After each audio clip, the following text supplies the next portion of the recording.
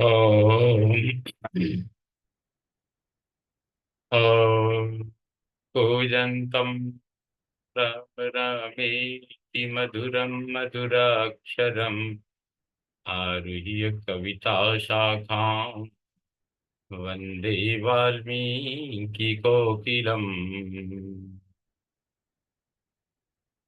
वाल्मीकिर्मुनिसिंहस्य कवितावनचारिणः शृण्वन् रामकथानादम् को न याति परां गतिम्।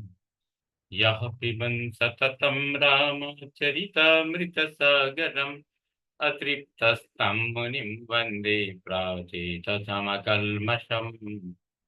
गोष्पदीकृतवारीशं मशकीकृतराक्षसम् रामायण महामाला रत्नं वन्दे नीलात्मजम्। अञ्जनानन्दनं वीरं जानकी शोकनाशनं कपीशमक्षहन्तारं वन्दे लङ्का भयङ्करम्। भवतां समेषां श्रीमद् वाल्मीकि रामायण पारायणोपक्रमे हार्दं स्वागतम्।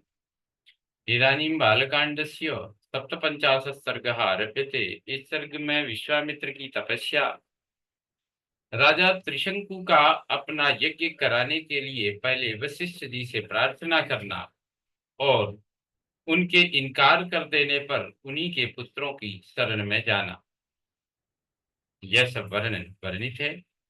ततः संतप्त हृदय स्मरन् निग्रहमात्मनः विनिश्वस्य कृतवीरो महात्मना स दक्षिणां दिशं गत्वा महिष्या सह राघव तताप परमं घोरं विश्वामित्रो महातपाः। श्री राम। तदनंतर विश्वामित्र अपनी पराजय को याद करके मन ही मन संतप्त होने लगे। महात्मा वशिष्ठ के साथ वैर बांधकर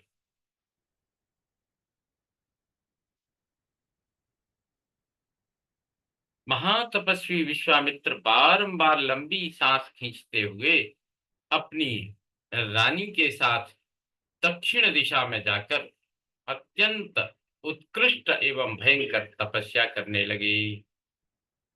फलमूलासनोदान्तश्चचार परमं तपः अथास्य जज्ञिरे पुत्रा सत्यधर्मपरायणा अविष्यन्दो मधुष्यन्दो दृढ़नेत्रो महारथः।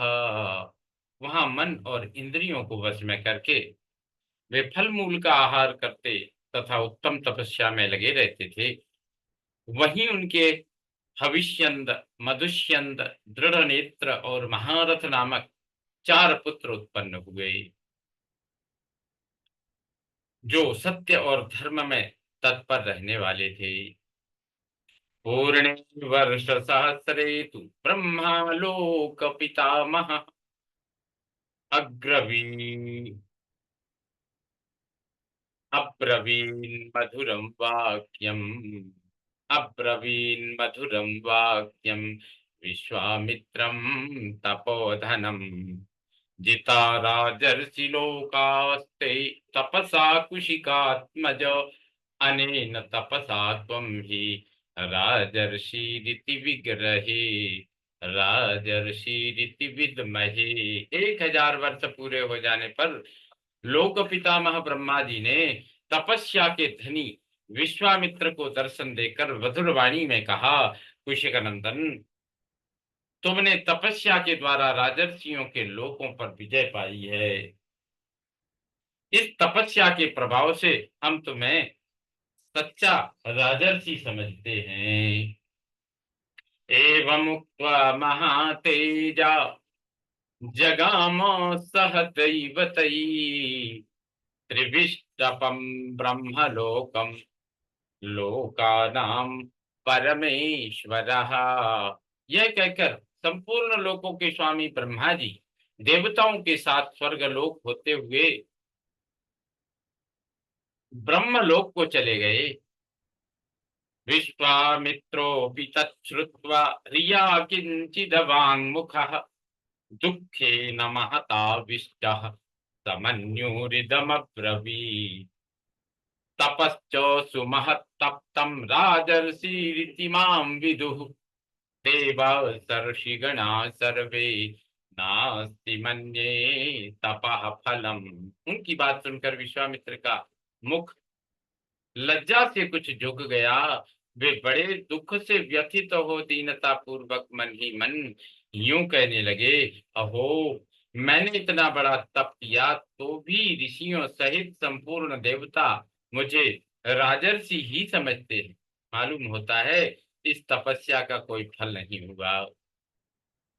एवं निश्चित्य मनसा भूय एव महातपा तपस्चार धर्मात्मा काकुत्स्थ परमात्मवान। श्री राम, मन में ऐसा सोचकर अपने मन को वश में रखने वाले महातपस्वी धर्मात्मा विश्वामित्र पुनः भारी तपस्या में लग गए।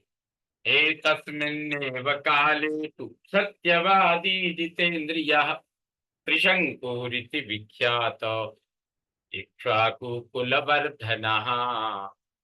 इसी समय इक्ष्वाकुकुल की कीर्ति बढ़ाने वाले एक सत्यवादी और जितेंद्रिय राजा राज्य करते थे। उनका नाम था त्रिशंकु। तस्य बुद्धि समुत्पन्ना यजेयमिति राघव गच्छेयं स्वशरीरेण देवतानां परांगतिम। रघुनंदन, उनके मन में यह विचार हुआ कि मैं ऐसा कोई यज्ञ करूं जिससे अपने इस शरीर के साथ ही देवताओं की परम गति स्वर्गलोक को जा पहुंचूं। स्वर्गलोक जाने की इच्छा उनके मन में हुई तो वसिष्ठं च समाहूयो कथयामास चिंतितम् अशक्योमिति चाप्युक्तो वसिष्ठेन महात्मना। तब उन्होंने वशिष्ठ जी को बुलाकर अपना यह विचार उन्हें कह सुनाया। महात्मा वशिष्ठ ने उन्हें बताया कि ऐसा होना असंभव है। प्रत्याख्यातो वसिष्ठेन स ययौ दक्षिणां दिशं ततः तत्कर्म सिद्ध्यर्थम पुत्रांस्तस्य गतो नृपः।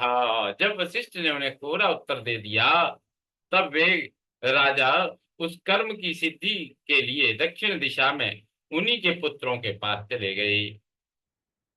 वासिष्ठा दीर्घ तपो यत्र हिते पिरे त्रिशंकुस्तु महातेजा ततम परम भास्वरम वसिष्ठ पुत्रान ददृशे तप्यमानान मनस्विनः। वशिष्ठ जी के वे पुत्र जहाँ दीर्घ काल से तपस्या में प्रवृत्त होकर तप करते थे, उस स्थान पर पहुंचकर महा तेजस्वी त्रिशंकु ने देखा कि मन को वश में रखने वाले वे तो परम तेजस्वी वशिष्ठ कुमार तपस्या में संलग्न हैं। सोऽभिगम्य महात्मानः सर्वानेव गुरो सुतान् अभिवाद्यानुपूर्वेण हर्या किञ्चिदवाङ्मुखः अब्रवीत् स महात्मानः सर्वानेव कृताञ्जलिः। उन सभी महात्मा गुरुपुत्रों के पास जाकर उन्होंने क्रमशः उन्हें प्रणाम किया और लज्जा से अपने मुख को नीचा किए हाथ जोड़कर उन सब महात्माओं से कहा, शरणं व प्रपन्नोऽहं शरण्यान् शरणं गतः प्रत्याख्यातो हि भद्रं वो वसिष्ठेन महात्मना यस्तु काम महायज्ञं तदनुज्ञातुमर्हथ। गुरुपुत्रो, आप शरणागत वत्सल हैं। मैं आप लोगों की शरण में आया हूँ, आपका कल्याण हो। महात्मा वशिष्ठ ने मेरा यज्ञ कराना अस्वीकार कर दिया है। मैं एक महान यज्ञ करना चाहता हूँ, आप लोग उसके लिए आज्ञा दें। गुरुपुत्रानहं सर्वान् नमस्कृत्य प्रसादये शिरसा प्रणतो याचे ब्राह्मणान् तपसि स्थितान् ते मां भवन्तः सिद्ध्यर्थं याजयन्तु समाहिता सशरीरो यथाहं वै देवलोकमवाप्नुयाम। मैं समस्त गुरुपुत्रों को नमस्कार करके प्रसन्न करना चाहता हूँ। आप लोग तपस्या में संलग्न रहने वाले ब्राह्मण हैं। मैं आपके चरणों में मस्तक रखकर यह याचना करता हूँ कि आप लोग एकाग्र चित्त हो, मुझसे मेरी अभीष्ट सिद्धि के लिए एक ऐसा कोई यज्ञ करावें जिससे मैं इस शरीर के साथ ही देवलोक में जा सकूं। प्रत्याख्यातो वसिष्ठेन गतिमन्यां तपोधना, गुरुपुत्रान्विते सर्वान् नाहं पश्यामि कांचन। तपोधनो, महात्मा वशिष्ठ के अस्वीकार कर देने पर अब मैं अपने लिए समस्त गुरुपुत्रों की शरण में जाने के सिवा दूसरी कोई गति नहीं देखता। इक्ष्वाकूणां हि सर्वेषां पुरोधा परमागति, तस्मादनन्तरं सर्वे भवन्तो दैवतं मम। समस्त इक्ष्वाकु वंशियों के लिए पुरोहित वशिष्ठ जी ही परम गति है। अतः उनके बाद आप सब लोग ही मेरे परम देवता हैं। इत्यार्थ श्रीमद् रामायणे वाल्मीकि आदि काव्ये बालकांडे सप्तपंचाशत् सर्ग संपूर्णतां जाति। ओम पूर्णमद पूर्णमिदं पूर्णात् पूर्णमुदच्यते पूर्णस्य पूर्णमादाय पूर्णमेवावशिष्यते। ओम शांति शांति शांति। सर्वे भवन्तु सुखिनः, सर्वे सन्तु निरामया, सर्वे भद्राणि पश्यन्तु, मा कश्चित् दुःखभाग् भवेत्। ओम शांति शांति शांति। श्री रामचंद्रो विजयते इतराम।